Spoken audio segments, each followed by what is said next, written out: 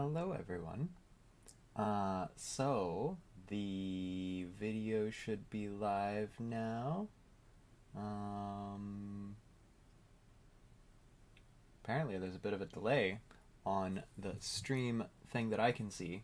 So I'm just gonna count to like 7 and then get this rolling.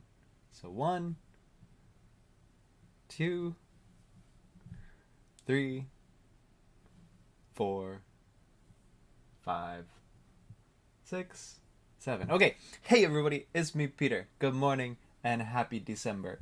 It's been a minute. It's been since October. I'll own that. I'll totally own that.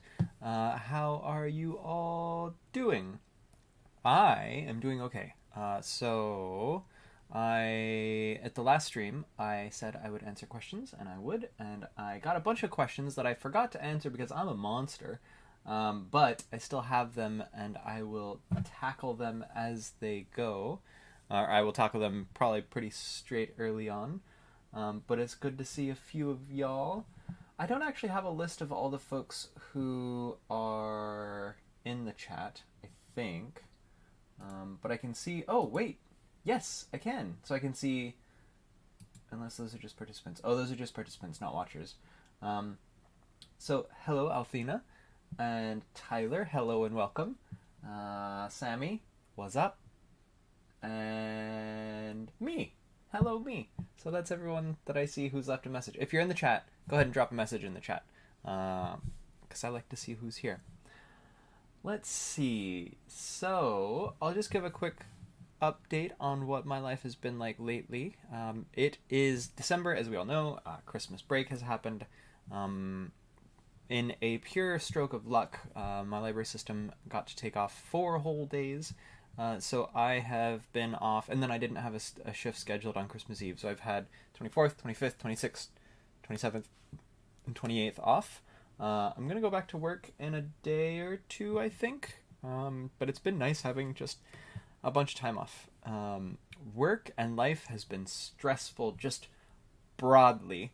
And there are a few things that have been feeding into that. Obviously, we're in a pandemic, of course, so there's that.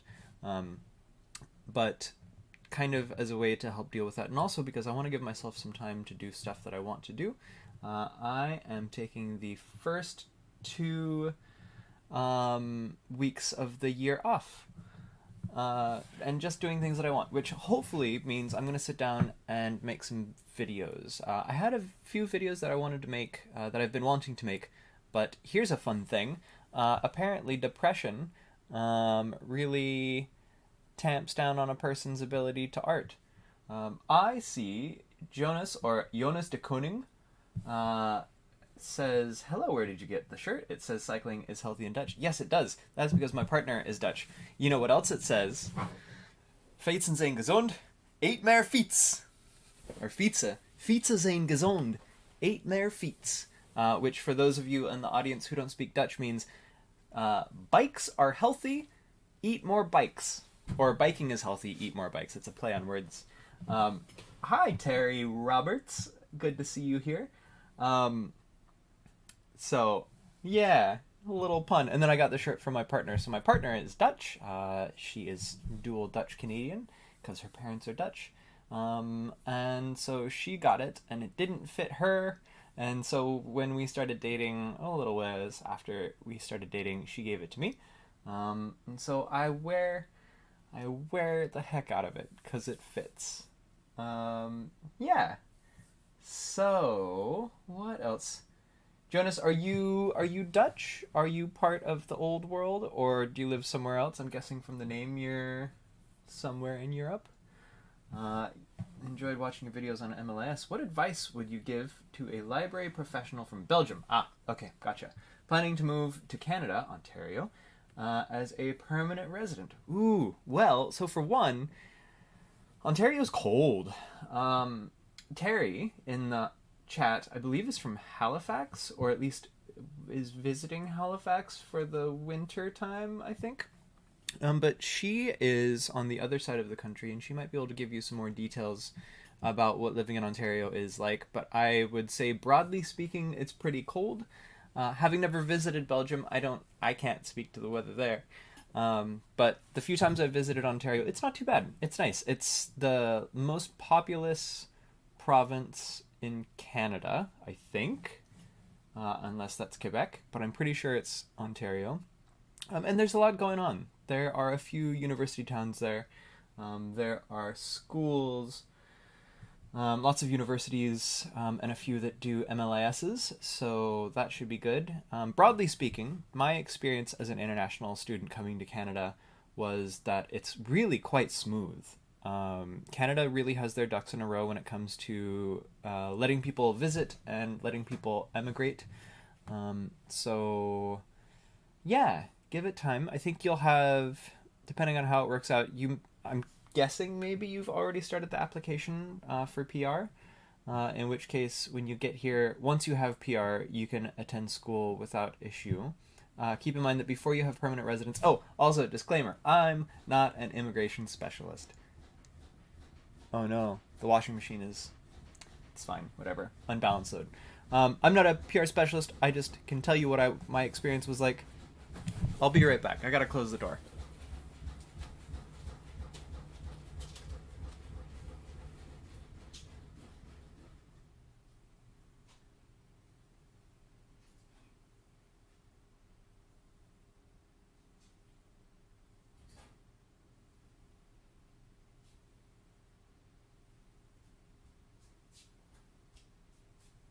It's fine, y'all. It's fine. I'm almost there. Okay, here I come, guys. All right. Hello. What was I saying? Immigration into Canada. It's pretty solid. I think before you get PR, if you want to do school before then, you have to get a work permit, but getting that is very straightforward. Or at least it was before the pandemic. Yeah.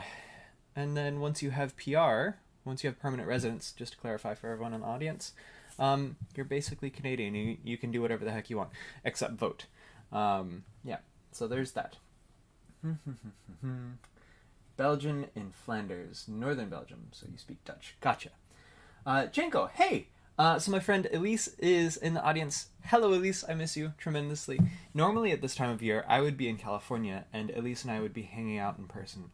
Elise is a ballerina and is a great dancer, and it has become a bit of a tradition for me when I go back home to go see her perform in the Nutcracker. Sad that I cannot do that at present, so there we go.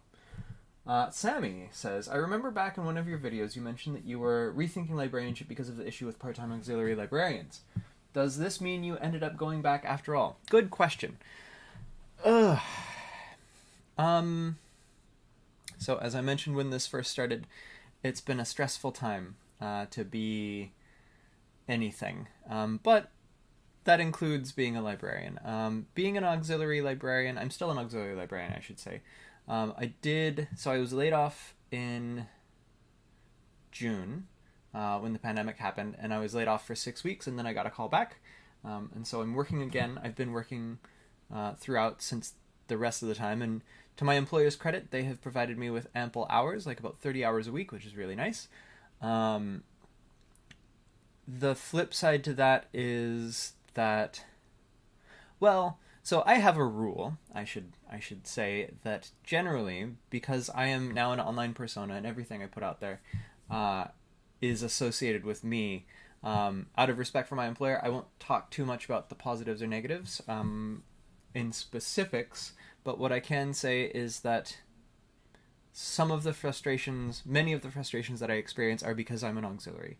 I still don't have really strong job security. Like, going into the new year, I don't have any shifts scheduled, and part of that is because I'm taking the first 2 weeks off.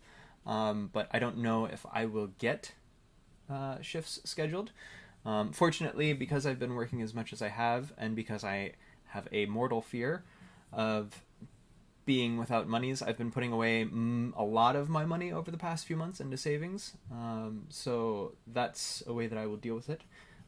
But yeah, as an auxiliary, like, it does feel like I'm a second-class citizen, and I'm still really, really on the fence about if I want to stay in librarianship. And I do, like, in my heart of hearts, I do. But realistically, I also believe that everyone has the right to a stable workplace where they are respected and treated as equals, along with their peers. And frankly, I'm just not in that place right now. And because I believe everyone deserves that, I also believe I deserve that. And I don't know if that will happen. I hope it will. I've been applying for jobs. I applied for a bunch of permanent positions at my current system, and I didn't get any interviews for it, which is frustrating. The flip side to that is I applied for a position at a university somewhere else in the province, and I did get interviewed for that twice, and I felt really good. So I might be relocating somewhere, which is really cool. I'm not super jazzed about leaving Vancouver because Vancouver is a great place, but it would be really nice to live somewhere that has a reasonable cost of living, and to have a work and have a job where I am seen as an equal and compensated fairly and have some actual responsibilities. Like one of the troubling things about being an auxiliary is I do a lot of work that I don't own, I guess, you know? So I do a lot of customer service work. I do a little bit of collection development, but usually almost all of that is tasks for someone else, or it's to cover someone else doing their own tasks. And it stinks, you know, to not have something that you feel like you have ownership over.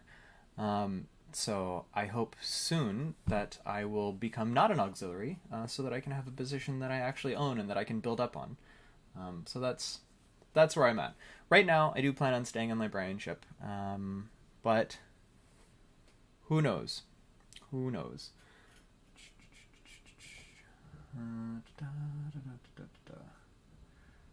Recreational dancer. Janko says that she is a recreational dancer. Yeah, sure. Ballerina. Which is Spanish for dancer of recreation. I don't know. Jonas says, I regret the precarity of LIS work in North America. You and me both. Although I should clarify that I have been informed by a lot of people that BC as a province, the British Columbia, has a particular over-reliance on auxiliary / precarious work in libraries. Not to say that it isn't precarious in other places, but here we have the auxiliary librarian model, which is kind of like on-call. But with a couple of built-in protections. So before the pandemic, in theory, per our collective agreement, we would get scheduled shifts 6 weeks out before they happened, which gave us some time to plan. And anything that was offered to us that would go past that 6 weeks was up in the air and wasn't firm. And that hasn't really been the case since the pandemic happened. True auxiliary shifts that I've been getting often come in less than 6 weeks. I'm asked less than 6 weeks, usually 2 or 3 weeks, which makes it more difficult. Other places don't use that same model as much. There's still a fair amount of part-time work, but part-time work that is permanent. So you do still get benefits, and you do still have a single workplace and all that jazz. So yeah, I've considered applying for jobs out in Ontario and out of BC, but BC is really cool. And I'm a West Coast guy. I grew up in California. I spent the first 23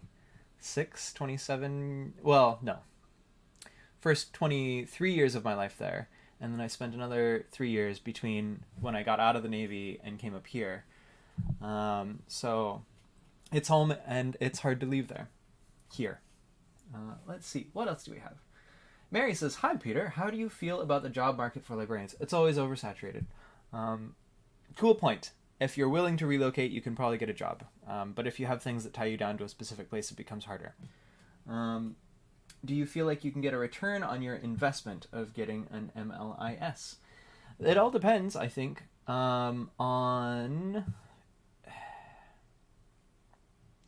if you're willing to make yourself a marketable person while you're doing your MLIS.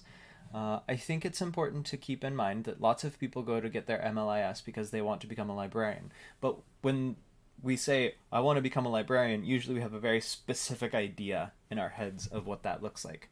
And if you really want to fill just a single niche, or you really want to be like that person at the desk that answers people's questions, or you want to be the person who goes and shelves books. That might not suit you. So when you do your MLIS, if you want to make sure that you get a return on your investment, get skills that you don't already have, and perhaps study things that you aren't necessarily right now considering doing for the rest of your life. Get some technical skills under your belt. Those are always going to be more in demand than just the general cataloging skills, or other like people skills. Like technology skills are more tangible, and they are one of those sets of skills that transfer out of the library context, or that translate out of the library context. So like if you get an MLIS, yes, it can pay for itself. I won't say that it will, but it can. But it depends on you actually doing something with it that makes it pay for itself. I don't know if that's a helpful answer. But hopefully between that and me telling you that the library job market is oversaturated gives you an idea of what to expect. Tyler says, I've been recently bitten by the college bug. I'd like to earn a second master's in something, either an MPA, so Master's of Public Administration, or an MEd for lifelong learning and adult education.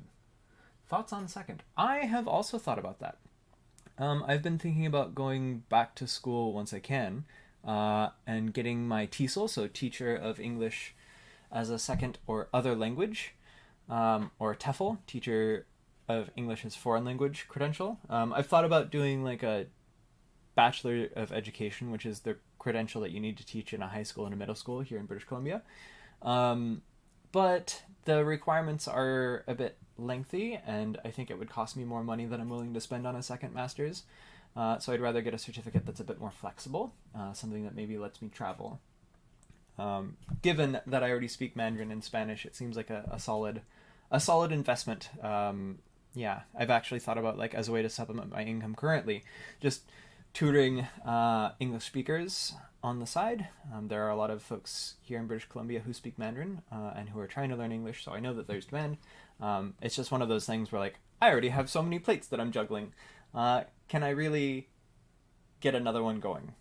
So we'll see. But yeah, I think the education degree could be helpful. It would be especially be helpful, I think, if you decided that you wanted to start applying for jobs at like community colleges. So community colleges tend to have really good libraries, because the libraries end up being the tech hub and places that do distance learning. And since adult education falls under community college, because that's also where you do a lot of the lifelong learning, I think that would be great, and I think it would make you super competitive for those kinds of positions. Yeah, so there's that. Sammy says, looking at just the workplace, not the external factors, which would you choose? Working in the US or working in Canada, and why? I noticed that Canada seems to pay librarians better. Looking at just the workplace, not external factors. Oh, that's hard. I think writ large, yeah, it's really hard to answer that question in a way that I think will be suitable for you. Because it's important to keep in mind that there are very large differences between between Canada and the U.S. The first is that the U.S. population-wise is like 8 times the size of Canada, and because of that, like, you have very distinct regional differences in culture and workplace practices and things like that. If we wanted to do all things being equal, I would say working in Canada is probably going to be a nicer experience as an employee, just because even if you don't get a permanent full-time job, you still have healthcare. And it cannot be understated how much having access to even just basic healthcare improves quality of life at work. And you are also protected by things like unemployment, even if you're a part-time worker, as long as you're working a certain amount each week. Whereas in the US, I think that is less consistently offered. Places like California have comparable wages for librarians, but also a higher cost of living. There are more worker protections in places like California than there might be in, say, Alabama or Michigan, or somewhere that isn't as well funded. But that's not to say that places like that are bad, like are home to only bad employers. I think everywhere that you go will have employers who are perfectly capable. And generally, I think government employees in the US are treated fairly well-ish. And there's always, after every statement I make, there's always an asterisk. There are certainly instances of being an employee for a government that just stink. And libraries are no exception to that. Cataloging and dealing with metadata does seem fun, doesn't it, though? Yeah. I sometimes wish that I did a bit more work in cataloging. Every now and then when I'm at work, so I do a fair amount of collection development, which is mostly weeding and putting in purchase requests. And as I'm going through records, I will often find, like, oh, I know this book, and it should have this subject heading. So I send an email off to our catalogers and say, hey, I was going through the catalog and I saw this book, and I just thought it might go for, like, it could use a record enhancement, maybe add a subject heading along these lines. And it's great because, like, they'll usually be like, oh, thanks for that feedback, Peter. We've gone ahead and updated the catalog. And it's like, oh, I helped someone find that book maybe in the future, which is a real treat. Yeah. Tyler says, I took a really interesting cataloging class in grad school, and I learned a lot, and it was similar to programming. It is, yes. I have a bachelor's of ed, but it really is geared for the teacher's license. It transfers countries well, but isn't necessarily if you want to teach ESL. Yeah, so for the ESL accreditation, there are a few different programs. Canada has one that's just TEFL, which is Teachers of English as Foreign Language, and it definitely gets you what you want to do in Canada, but or maybe it's TESOL, one of those, Teachers of English as a Second Language. But then there's one that's like TOEFL, which is Teachers of English as a Foreign Language, which is a bit more internationally recognized. And while they aren't required, they give one a leg up. And it's like, I love learning about pedagogy. It's so fun. Seeing how people learn things, and then taking those things that you've learned about how other people learn and helping other people learn better. Wonderful. N. Huxtable is trying to get into community AV archiving, but is having trouble finding resources on going about that without going through MLIS training with archival emphasis. Any advice on where to look? Oh, that's a good question. Where might one go to find resources on AV archiving?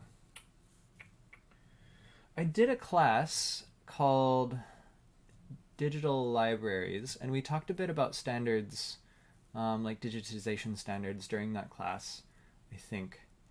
But I don't remember anything in particular that came to mind as far as a good resource. Thank you. Are those the... Oh, yeah. Cool. Yeah, I don't know. That's a good question. You could try... Oh, let me think about it. I'll get back to you. Hopefully. Probably. I'll get back to you. Let's see. And now, I want to get those questions that I got last time that I didn't answer. And these are all from Candace, Althina. So, from 3 months ago, they asked, are folks in your area masking and distancing? Yes, mostly. Like 80%. Maybe even 90%. The library recently, because we had a big second wave that just peaked and is finally on the downhill, the province let employers make masks in public places mandatory, or the province made masks in public places mandatory. And so we have, like, almost every single person that comes into the library has a mask, and if they don't, we give them one. And if they say that they can't wear one, then we put them in a corner, or we offer alternatives to service. But that hasn't really been an issue. Like, there's maybe one person who insists on coming in and insists that he can't wear a mask, and we put that person in a corner, away from everyone else, and that person gets minimum service, but they need a place to hang out. And yeah, so that's how that's going. Have I had time or energy to do anything new and fun? I have. I've been doing a lot of gaming, which is super low energy or super attention easy for me, but also becomes a huge time suck. Although for Christmas I bought myself a set of watercolors and watercolor paper, so I might start trying to do watercolors. We'll see if that plays out. I'm happy to report, gotten a lot of reading done. So come June, this past June, at the start of the year, I decided that I wanted to start reading books by more diverse people because, like, growing up consuming science fiction, the chunk of science fiction that I was used to reading was just, like, super white, super male, super single demographic, probably straight. And when I realized that that was the case at the beginning of this past year, I decided I want to change that. And so I started reading more books by women, books by authors of color, books by Black authors.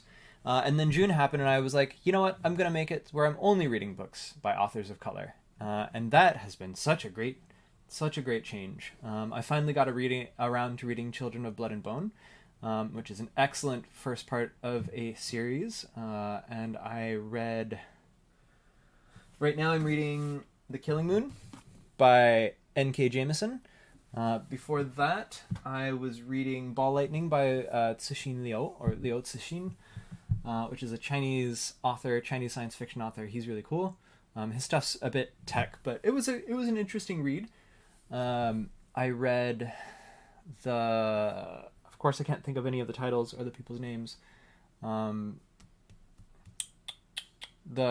person who wrote The Parable of the Sower, I read that author quite a bit because she had a 3 or 4 part series. And I don't regret it, and I think I'm going to do my best to keep doing that going forward. I love reading, and like reading books by people who aren't like me, like reading books by diverse authors is really, really great, because I'm reading stories that I wouldn't normally have exposure to, and I really do believe that it helps change the way that we think about others, and helps us imagine others as complex human beings. So Althena says, even with mandates, people have been fairly non-compliant with both masks and distancing pretty much the whole time in my area. Hence why I ask how others that's going for them. Yeah. It's Canada. That's a thing that's frustrating. Being an American, living in Canada and seeing how things are going back home, I don't get it. But it really kind of fits with how some of the larger cultural differences I see going on, like, for reasons I really don't get. Many of my American friends and family are so proud of the American healthcare system, and are just can't comprehend that, like, oh, actually, when you give everyone healthcare, everyone's super happy and much better taken care of. And the reason that can happen in Canada, I think, is because up here people have a bit more unified sense of concern for their fellow people. Not 100%, like, super important to disclaim that statement with the fact that Canada has huge issues around racism as well. But on average, people are much more willing to do something that might not necessarily benefit themselves because they recognize that it benefits everyone in society. And that's one of the things that kind of makes it hard to consider going back home. I'm a special case, so since I am a disabled veteran, I do get free healthcare through the Veterans Administration back in the US, but the quality of that is not guaranteed to be great, so we'll see. Octavia Butler, yes! Marie, that's who I was talking about. Yes, thank you. Sammy, I'm 30 credits short of my bachelor's. By the time I finish it, I hope to have a GPA of 3.0 to 3.1 in my last 60 credit hours.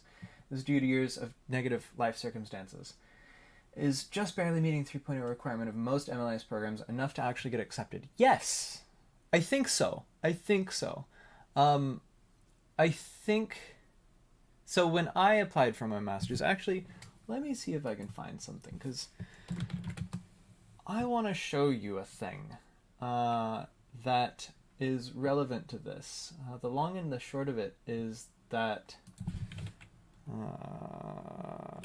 on this day,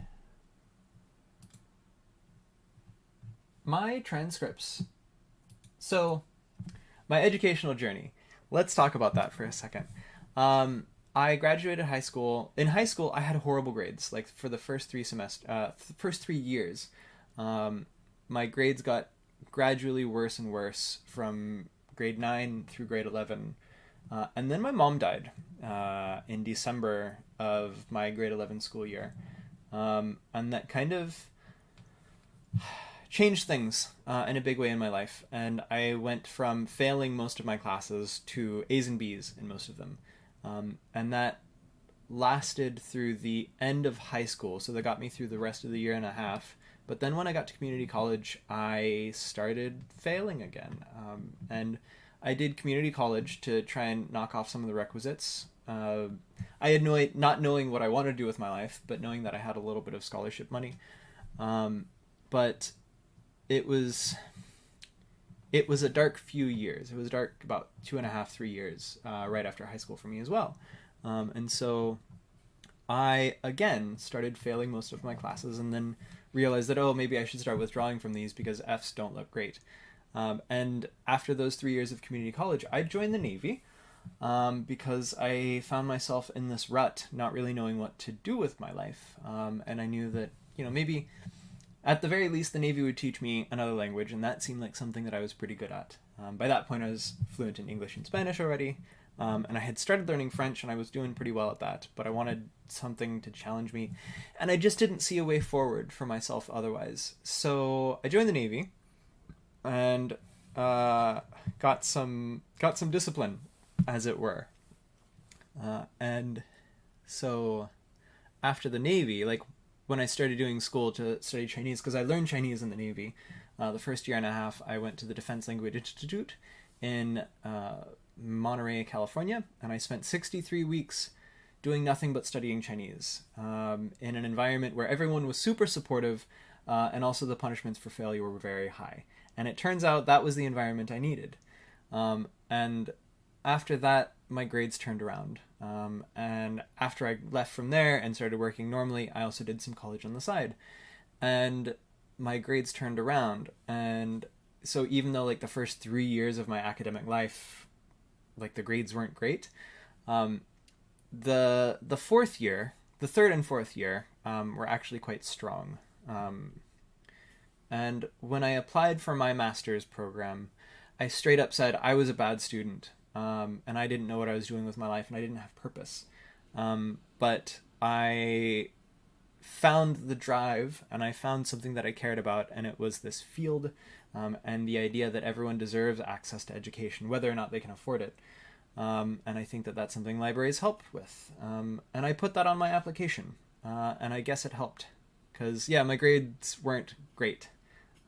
But that's how I got into school. So, yeah, hopefully that's helpful. I think you have to give a reason, and you have to give folks a reason to think that you'll do well. Because the folks that are reviewing applications for grad school are in charge of making sure that they're choosing people who will succeed, and who are going to put forth a reasonable effort. And if you can help them understand why that's you, I think it does a great job of increasing your odds of getting accepted. So,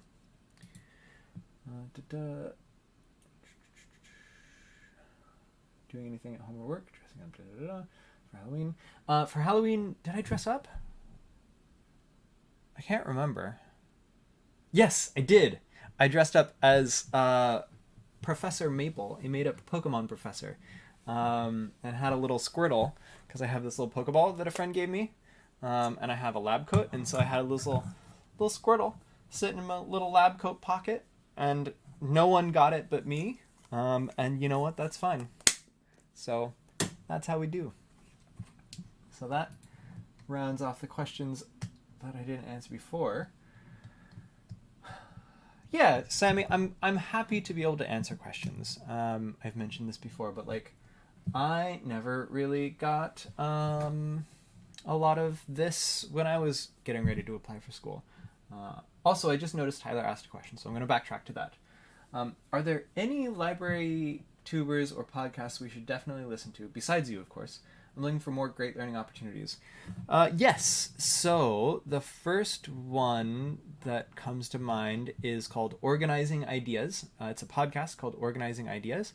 And I actually had one of the hosts slash creators on over the summer. So you can check out the live stream interview that I had with them. Their name's Karen NG. And Karen is one of two people who hosts the podcasts. They're great. We went to school together, and they're here in Vancouver as well. Both of the hosts, which is great. And so what they talk about is kind of the intersection of librarianship with social justice and equity issues, which is super great. And they talk to a lot of folks who we don't usually necessarily hear about in mainstream contexts, librarianship contexts, which is great. Another person that you might be interested in, or a YouTube channel, is called Bookish Realm. I am subscribed to her, so she's a librarian in the south of the US.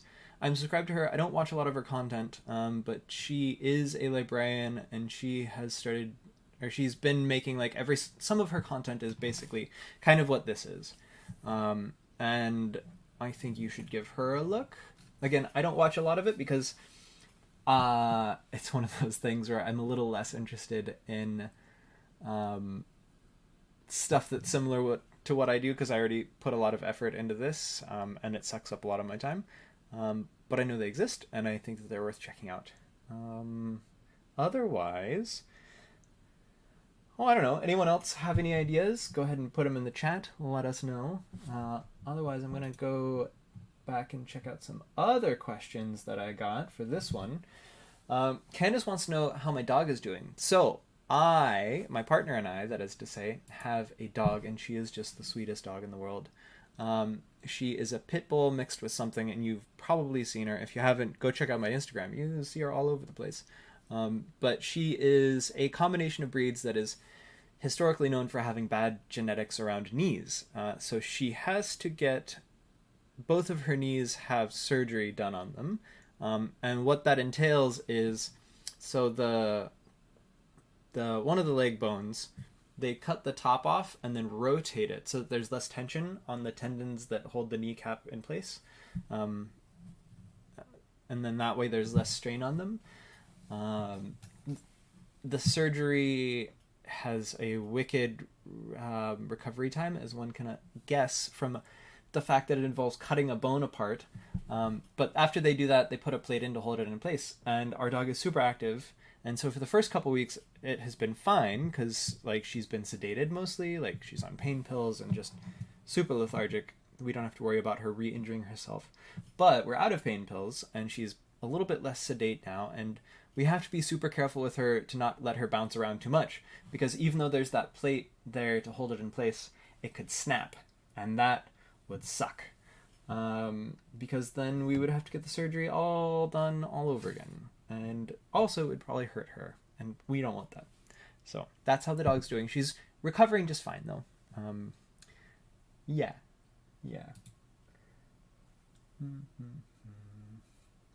Anything I'm looking forward to besides getting vaccinated when I get the chance going into the new year? Any nice stories of library encounters to share? Well, it's been nice being open again and seeing some of our regulars. Like, I really do...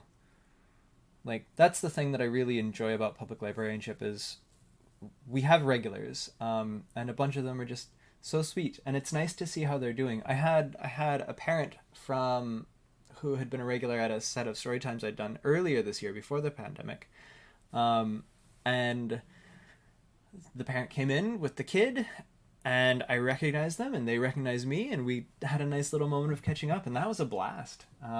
Also, I had been working with a community organization that mainly serves seniors in Mandarin, and I got to drop in on one of their Zoom meetings, and that was a blast just chatting with them.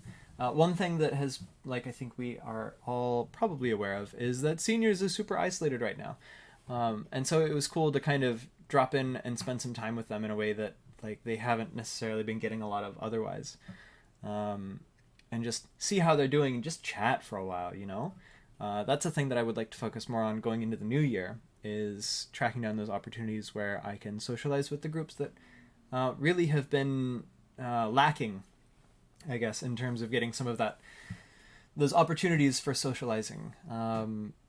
So there's that. I mentioned that I had a job interview at the top of this, and I think it went really well. But, like, honestly, I'm not sure, y'all. One thing I've learned from the pandemic is doing things online, like Zoom meetings, is really hard. Like, one might think that because I do this, and I'm used to making videos online, it would come a lot more natural to me, and maybe it does.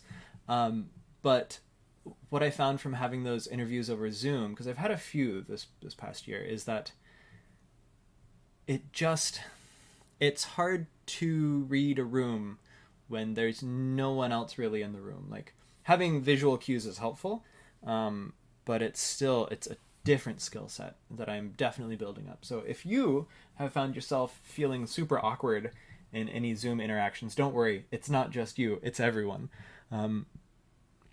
As good as I felt about those interviews, like, I also then spent the last however long being like, oh, did I do it okay? Oh, I should have said this, shouldn't I have? Oh no, I'm not getting the job, or I am getting the job, or I'm unqualified, or whatever. These are all perfectly natural responses to have. I think we're super in new territory, and we don't have to be perfectly comfortable with what we're doing.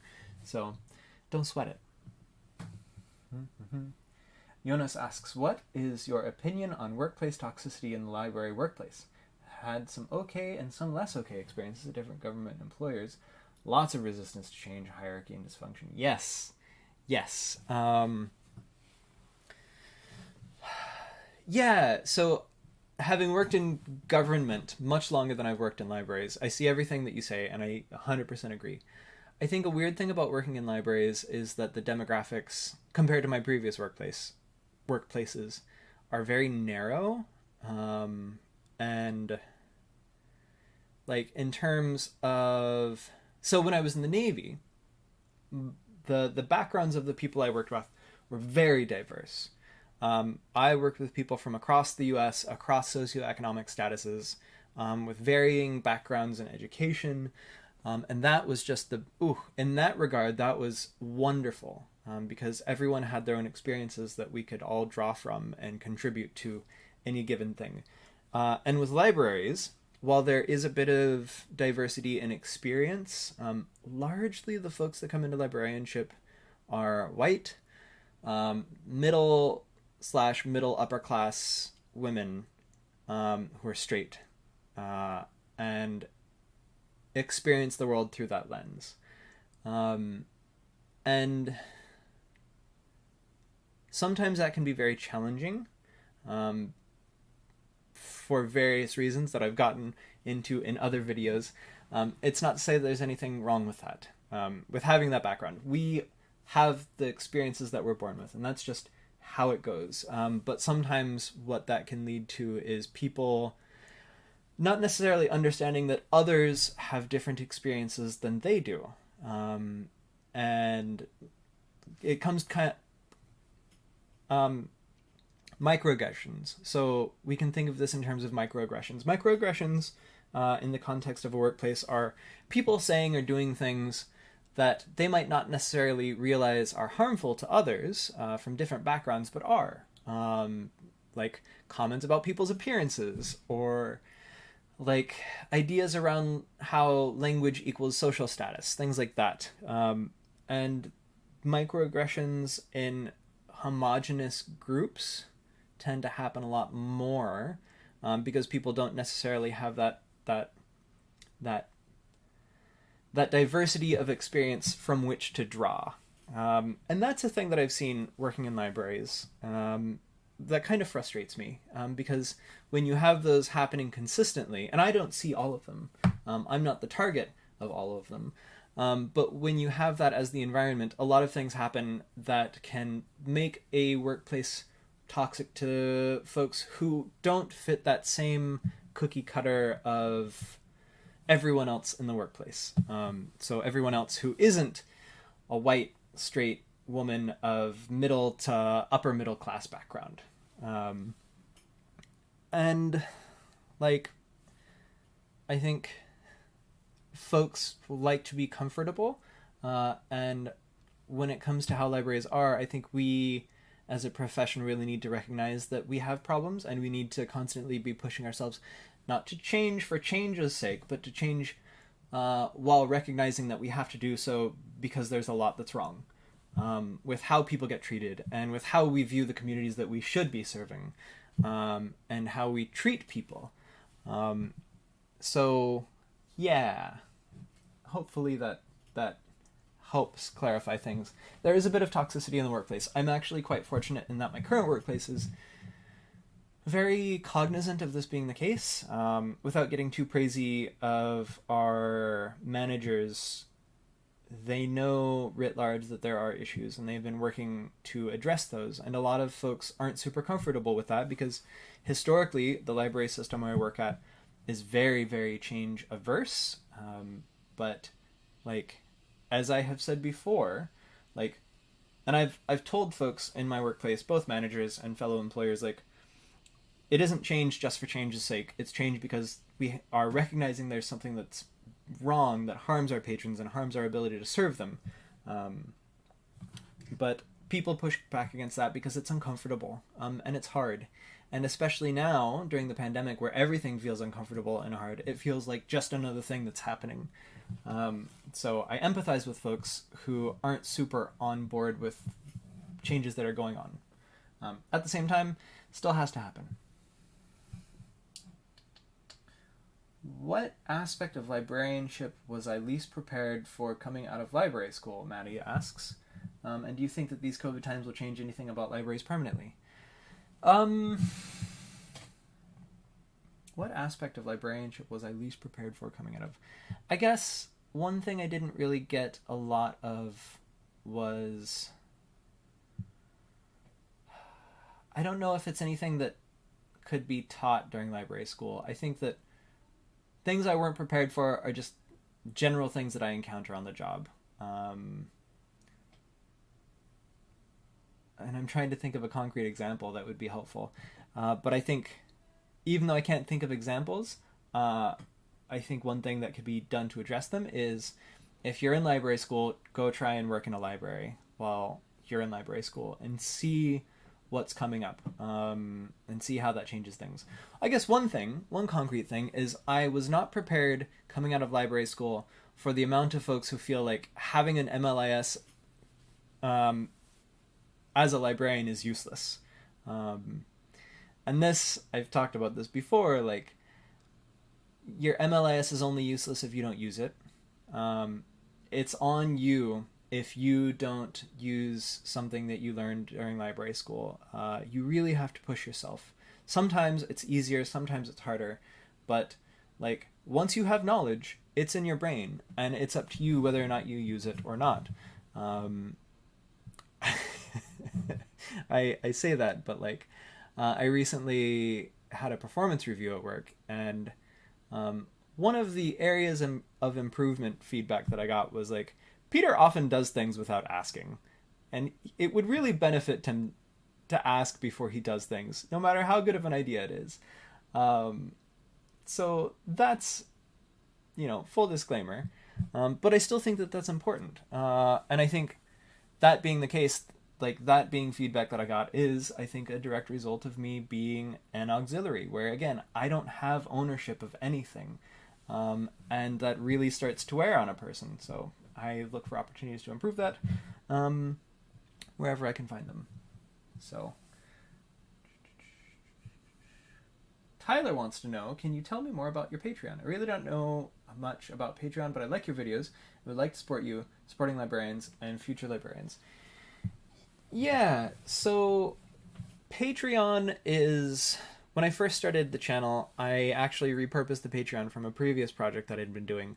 What it does is it lets folks send money my way, anything from like $1 on up per month, kind of as a way to say, hey, I like what you do and I appreciate it, and here's some money to help you do that.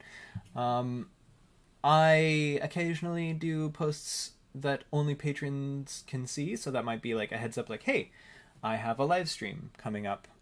Ask me questions here and I will definitely answer them.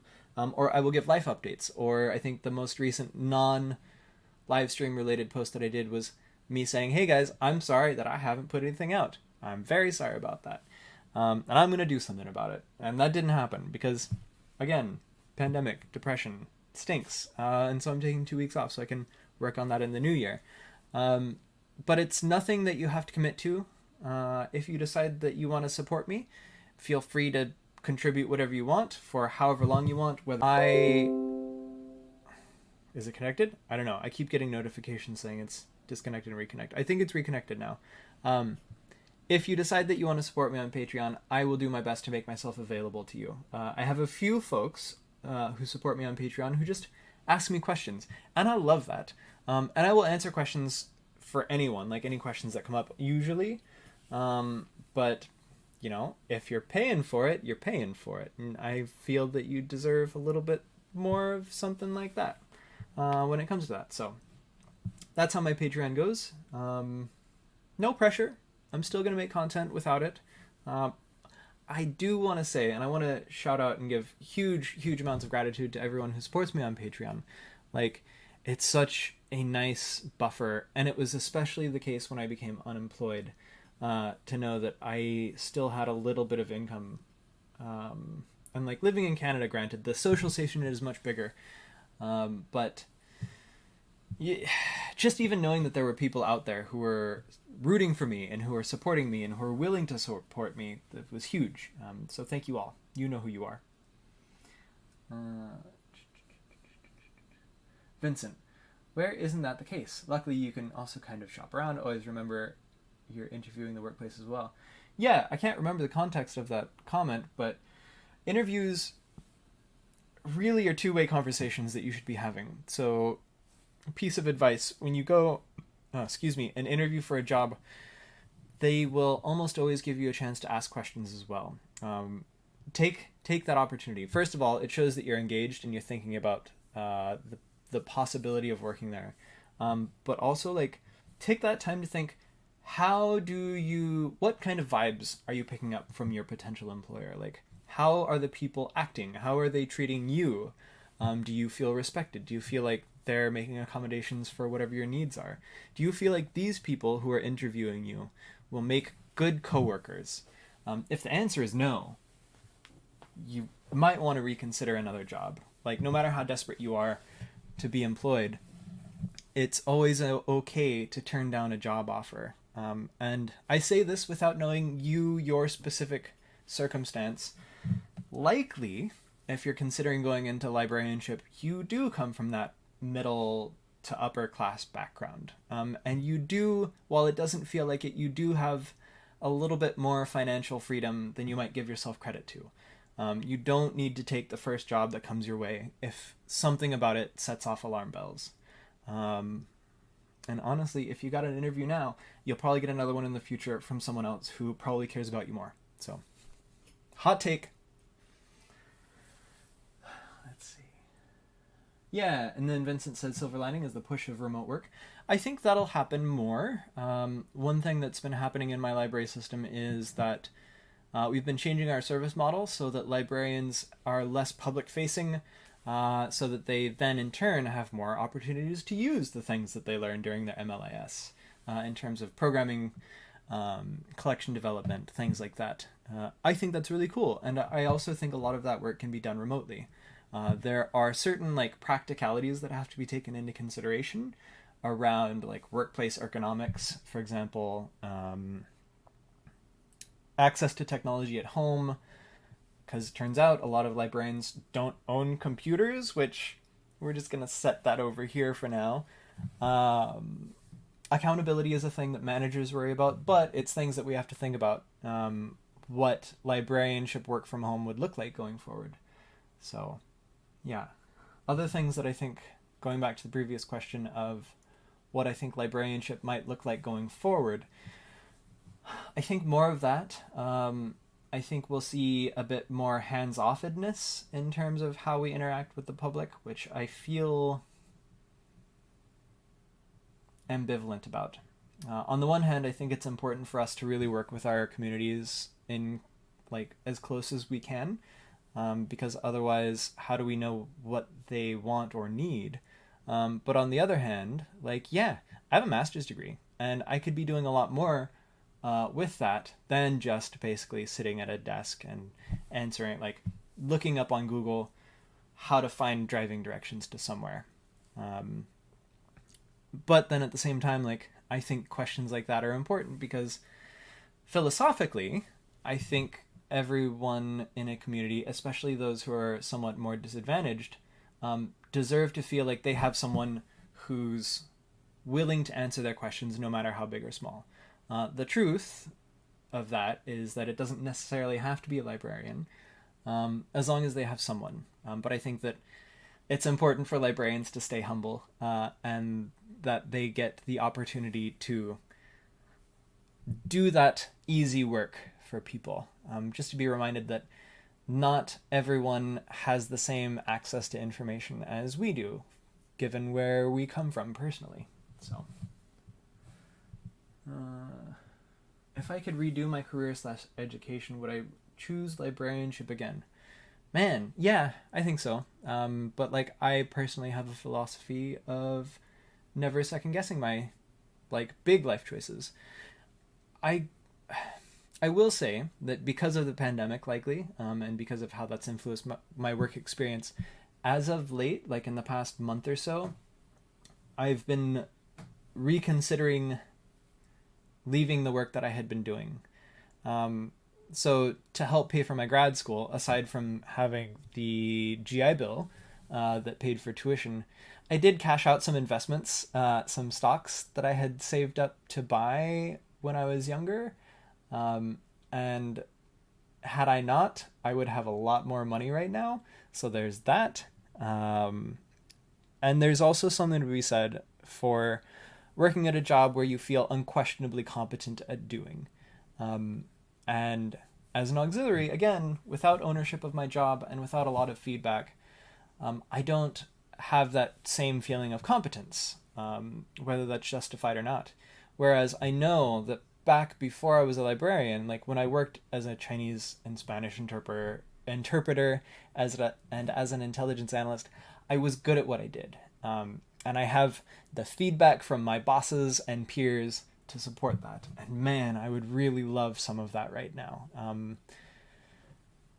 But I think like I just have to keep reminding myself that like I chose to start over. And there are a lot of things that have come from this decision that have been great. Like the people I've met have been wonderful.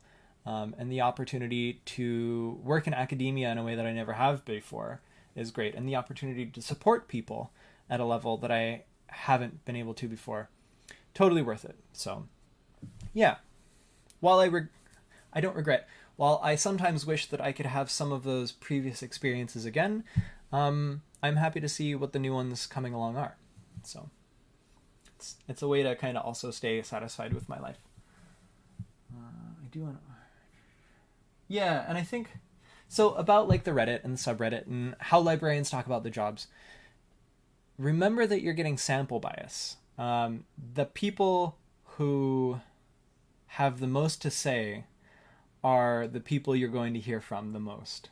When the truth is, like, most people don't hate their jobs as much as the internet might make us think. It's just the people who hate their jobs are going to be the most vocal about it. And that tends to bring folks down. There's a Twitter account that I follow, like, out of just a level of schadenfreude, called...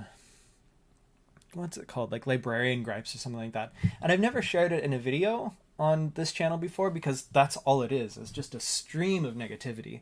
And a lot of it is totally justified, don't get me wrong. But a lot of it is just people being like, man, life sucks and I wish I'd never been a librarian, and, you know, whatever, that's fine. With like no necessarily good reason for wanting that. And I haven't shared that before because what you surround yourself rubs off on you. What you surround yourself with affects how you feel, and what choices you make. And I think that we can be a bit more responsible with our social media consumption, than just constantly exposing ourselves to negativity, while understanding that bad things do happen. And it's important to recognize that. But what we see on social media is not necessarily an accurate reflection of the world.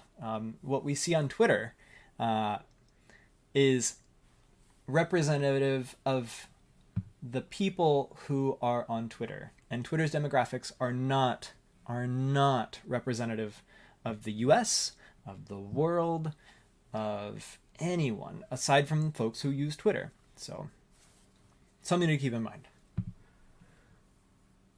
Do librarians have a workers' union in Canada? We have lots of unions. But the way that unions work in Canada and in the US is, aside from a few trades, like IBEW, which is the International Brotherhood of Electrical Workers, where that covers all electrical workers in a country or in North America. Typically, unions in North America are covered in specific regions. So I'm a member of CUPE, which is the Canadian Union of Public Employees. I'm covered by a specific chapter of CUPE, which is local to the city where I work. But then because my CUPE chapter is a member of the Canadian CUPE organization, they have the resources that CUPE offers. So experience with writing agreements and experience with mediating agreements between employees and employers, a little bit of legal representation, resources like that. And that's the case across Canada and mostly across the US. Is most library jobs, if you work for the government, are unionized. Private libraries less so, I think, just by virtue of there just being fewer union jobs in the private sector. But yeah, we do have unions. Let me just turn the heat on because I'm very cold. I'll be right back.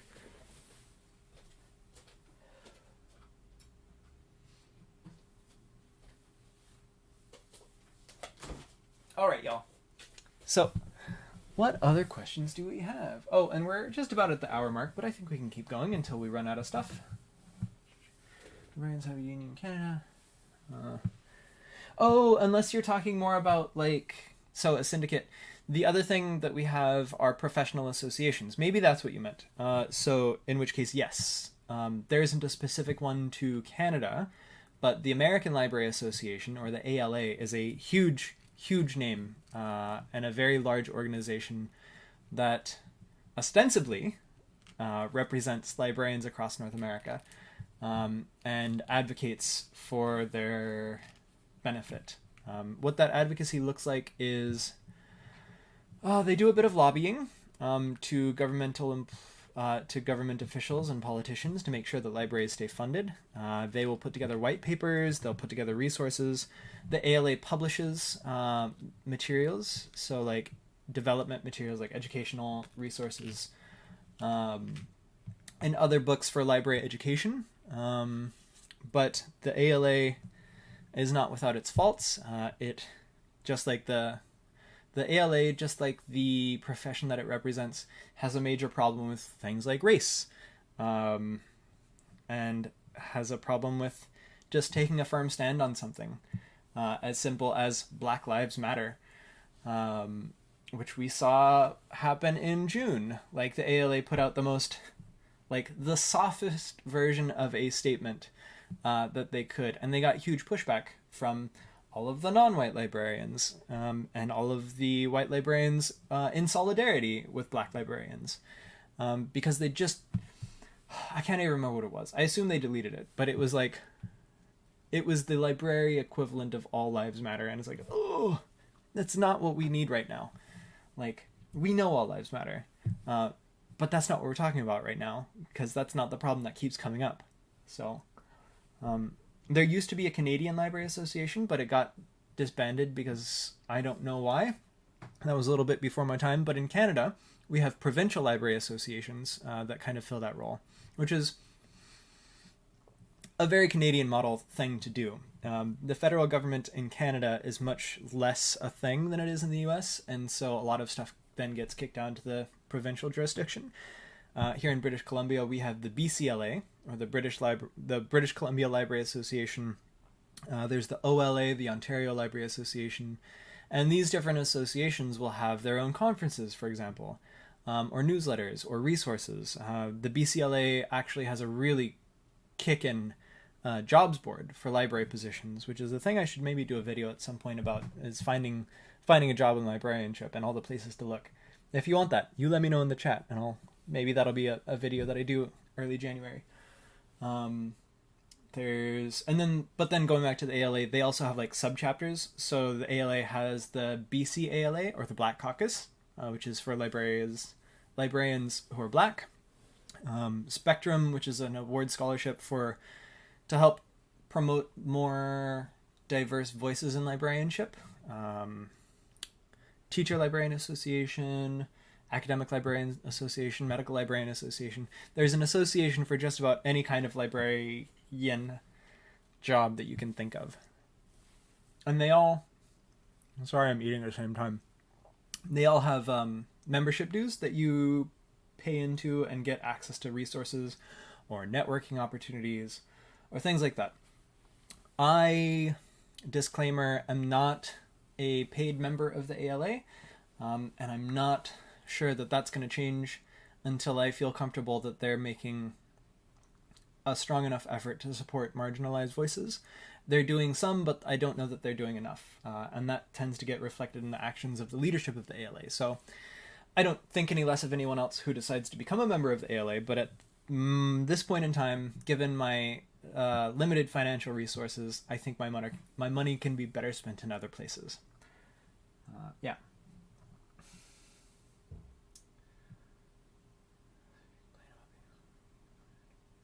Lord Dalloway, where are you? Oh, you're in Argentina. Gotcha. Okay.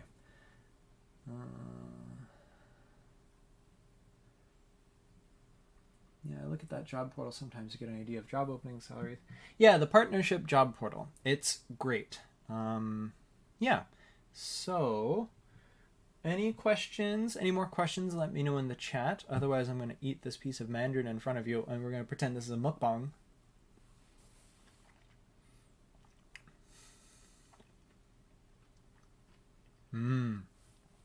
This is a yummy citrus, by the way. I want to say it's a mandarin. I assume it's a mandarin. What other things are there to be aware of? I guess one thing I'd like to know, well, I mean, I always want to know this, and I ask people all the time, and yet nothing seems to materialize from it.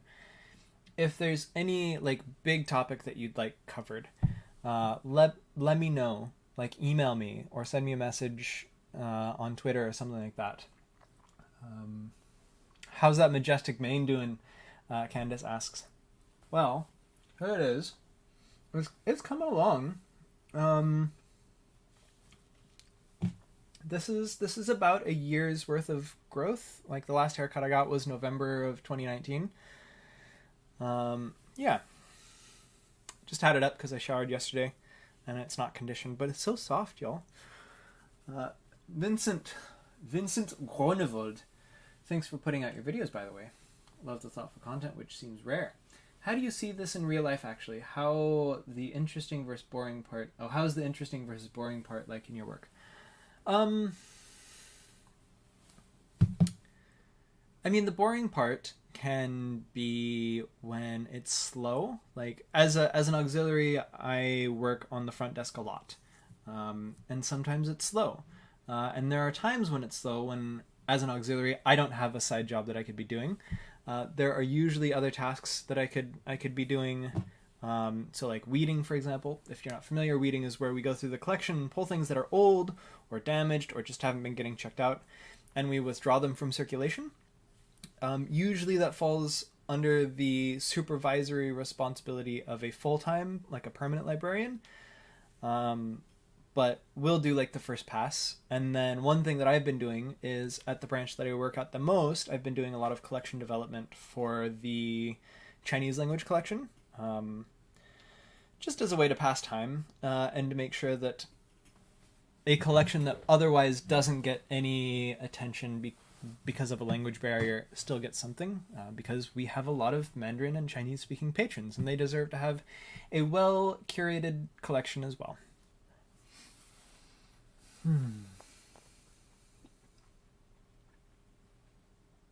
Curls. Ooh, yeah.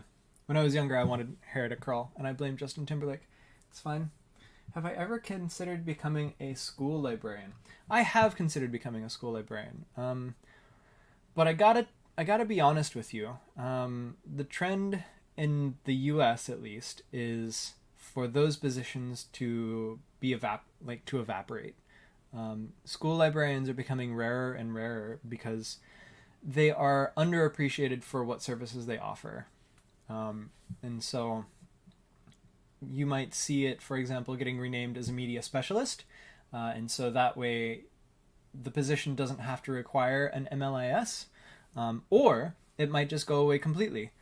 And because education budgets don't grow at the same rate as the general economy does. And when budgets have to shrink, like the school library is seen as an auxiliary kind of thing, like a secondary kind of educational tool. And so they'll take money away from that before they take money away from other things. I think that would be just a kick-ass job to do, and I would love to do that work. I just don't know that I can necessarily find that, especially here in Canada at least, because if you want to be a school librarian, you also have to get teaching credentials.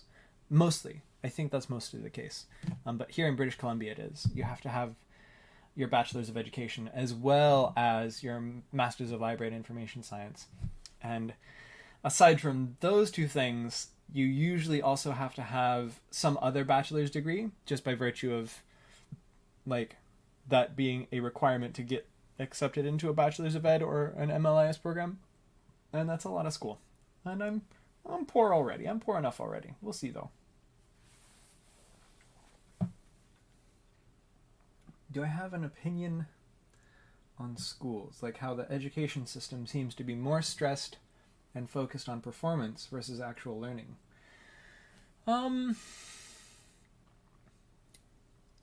No. That's probably not a super satisfying answer. My opinion around schools is that you really should shop around.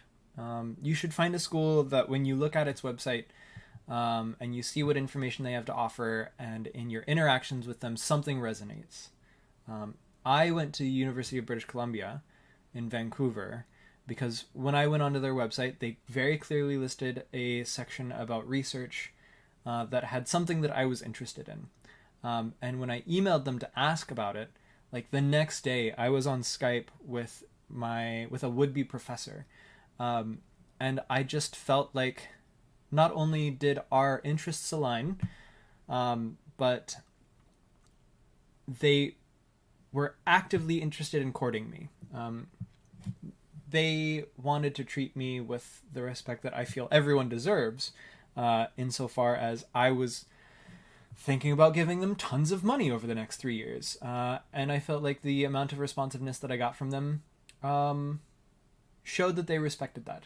And then like when I talked to the prof over Skype, we talked about things that was great. Like that the discussion itself really, really worked out. Made me feel really good about the place. And I ended up visiting the school right after getting accepted. And again, I got to sit down with a professor who would go on to be like my boss, but I didn't know it at the time. But I got to see him just freak out and be so nerdy about something that I also cared about. And to see that kind of passion coming from the school, I think was super important. As that plays out with like performance versus actual learning, I actually, most of my learning, I should, everything again is caveated with this is my experience and it isn't necessarily everyone else's. My experience is once you get to the point where you're doing a master's of anything, it should focus on learning far more than performance. Don't even grades are a horrible measure of whether or not you've learned. They are a reflection of like they're a very basic reflection of like, okay, you're on the right track or not. But what's more important is that you can look at your own education and say, oh, well, from this 2.5 years of my life, or from this 2 years, or from this 1 year of my life that I just did, before that, I didn't know how to do blank, and now I do. For me, that like an easy one comes out to be, before I went to grad school, I didn't really understand the ethics of technology and education and how those two things interact, and now I do. I didn't really understand what libraries could offer their communities fulsomely, like in a big way, but now I do.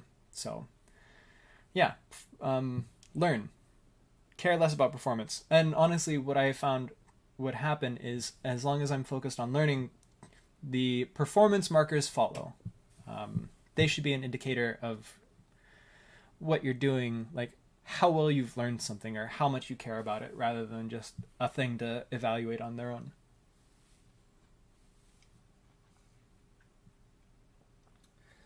I want to move to Canada and also learn a helpful second language for the benefit of an underserved demographic. What are some useful languages in Canada? French, English. What wouldn't be a helpful language? It depends on where in Canada you want to live. Here in Vancouver, Mandarin absolutely would be super helpful.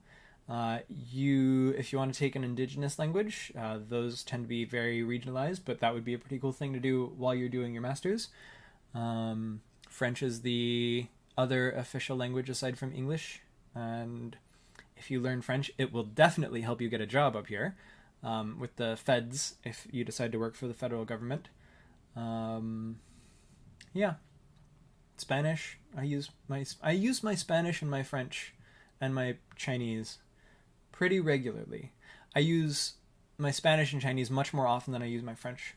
But it's still good to have in my pocket, because there is a large community of immigrants and refugees from African nations in the area as well.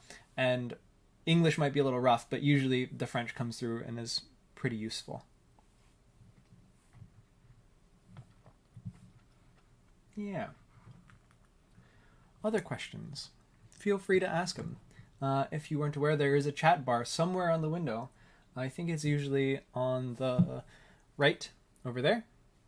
And if you haven't asked a question, go ahead. If you have asked a question, go ahead. We're at an hour and a quarter. I might go for another, let's say 10 minutes. Unless that's it. Otherwise, how are you all doing? This has been a very stressful time. I was thinking back in October of doing like a little meditative video where basically I walk you all through a guided meditation focused around libraries, just so that you have a chance to like breathe and take some time and be aware. If that's something that would interest you, let me know in the chat. I ended up not doing it because part of me was like, oh, this is hokey. No one would appreciate that. Or very few people would appreciate that. But if that's something that interests you, let me know. Other videos I've thought about doing lately are You Can't Read Your Way Out of Racism, which I think is a super important point when it comes to understanding how libraries and librarians can help deal with racism in our societies. Like, I think we have a bias of always recommending a good book, but the truth is, the good book is like step 0 or step 1 of becoming anti-racist. So not just becoming like, feeling like, oh yeah, racism is bad, but actually figuring out how to do something with that feeling that's productive and helpful for others.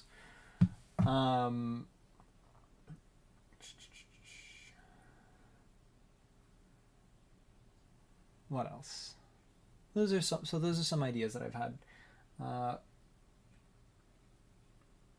Tyler says board card game collection. Yeah, that'd be great. I think Vancouver does that. They have those in their children's library.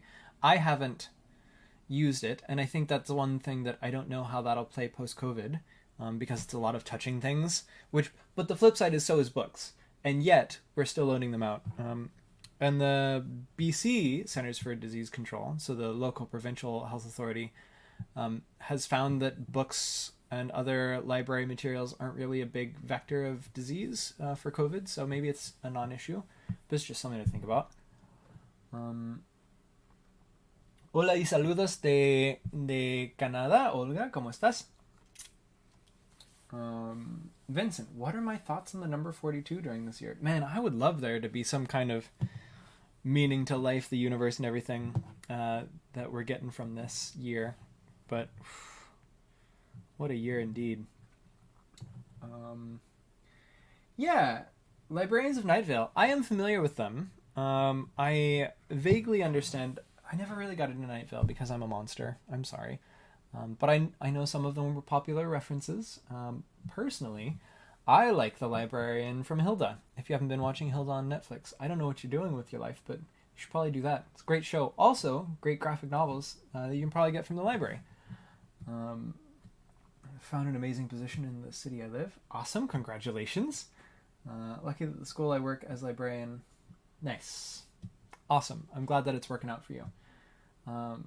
Here's hoping that we all get that in the new year.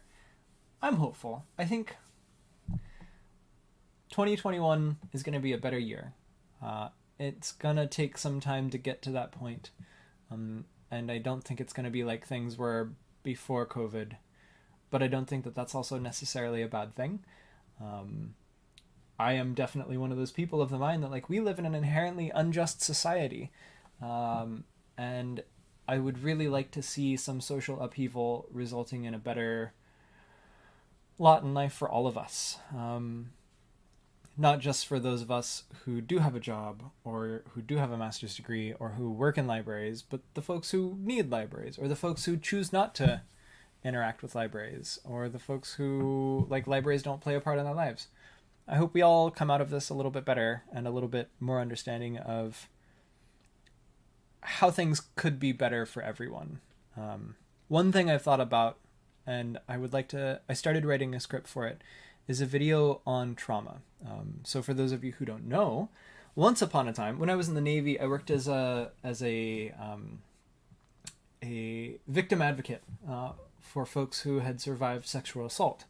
And basically, as a victim advocate, what that means is I would be a go-between between the survivor and the systems that they would have to deal with, whether that was the justice system or the medical system, their employers, and basically make sure that at as many steps as they needed someone to be involved with, they would have someone to intervene, to intercede when maybe a doctor didn't realize that what they're saying is re-traumatizing, or a police officer didn't know when to stop asking questions because the person is in distress, or someone just to navigate paperwork. And so because of that, and because of some other work that I've done and volunteer work that I've done, like, I'm no stranger to trauma, and I've been thinking a lot about how we are all traumatized right now. And I think the sooner that we can admit that and recognize that and own that and internalize that, I think the sooner we can start healing from it as individuals and also facilitating others and healing from it. A truth that we need to come to terms with is that we are all traumatized, and trauma doesn't go away. Like, all of this year is gonna be incorporated into who we are going forward. And I think that we as individuals, but we as librarians and we as a profession need to figure out what our trauma response looks like and how that interferes and interacts with how we serve people, and how we serve each other. Because some trauma responses are not healthy. And if we aren't cognizant about it, the way that we decide to deal with our trauma, or the way that we end up dealing with trauma, maybe not deciding consciously to, can hurt those around us, even though that's not what we want to do. So that's a video that I was thinking about doing. But there's a lot of thinking that I have to do before I can make that. So I borrowed a bunch of books on trauma to make sure that I'm still up to snuff on that. And I will be reading those over the next week or two, while I put that script together. So, yeah. Let's see.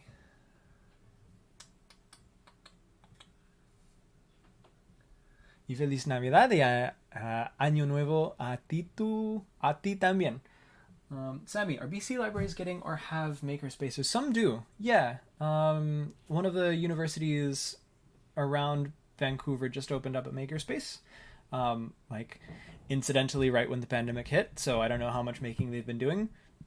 But it's something that we've talked about in our library system as well. We've been doing a lot of renovations, and the question of what to do with some of the space that we're freeing up has come up, and we're going to see what that ends up doing. If I stay in Vancouver, maybe that's a potential place for me to reach out. It would be cool to make an online video-centric makerspace, but we'll see. I hope we really had some kind of that. Yep. Mm-hmm. Yes, it was, like, to a point. I think it's been super helpful to see, like, society just kind of grind to a halt, you know? Because we don't get that a lot, and that's no good. But yeah, happy holidays and have a great day, Tyler. Thanks for coming. Yeah, anyways, that was 10 more minutes, so it's been lovely to talk to you all. Stay safe, stay sane, stay awesome. Don't forget to ask questions. You know where to find me, and I will be here for you in the new year. Until then, mwah, mwah, mwah, mwah, mwah. I love you.